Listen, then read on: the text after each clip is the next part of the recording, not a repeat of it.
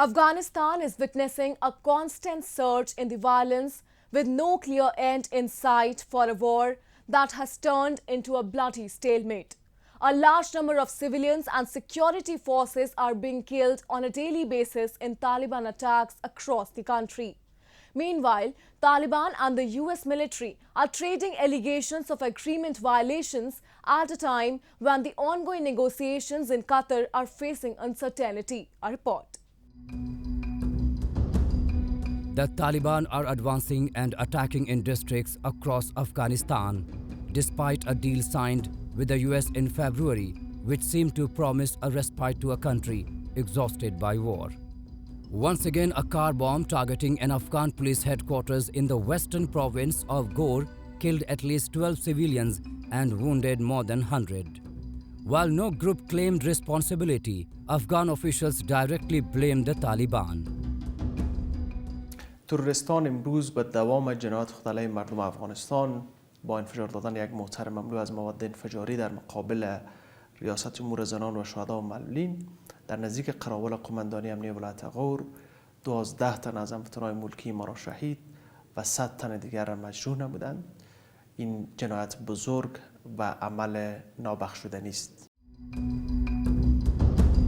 The United States and the Taliban are trading barbs over the constant violence.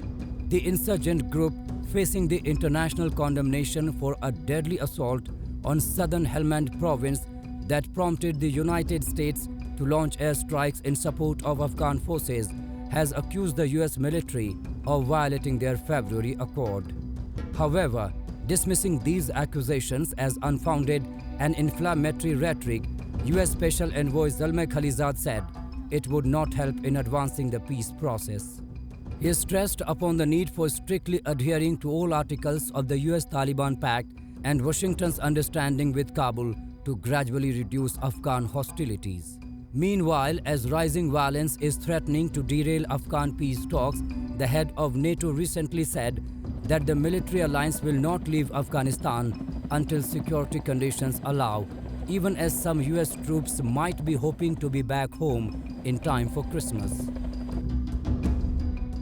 In Afghanistan, NATO has around 12,000 troops in the alliance's biggest mission. As part of the peace process, we have adjusted our presence. Any further adjustment remain conditions-based.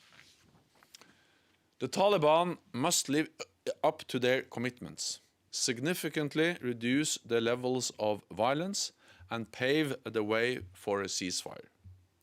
They must break all ties with Al-Qaeda and other international terrorist groups, and they must negotiate in good faith. The long-awaited inter-Afghan talks began on September 12 between the Taliban and the Afghan government.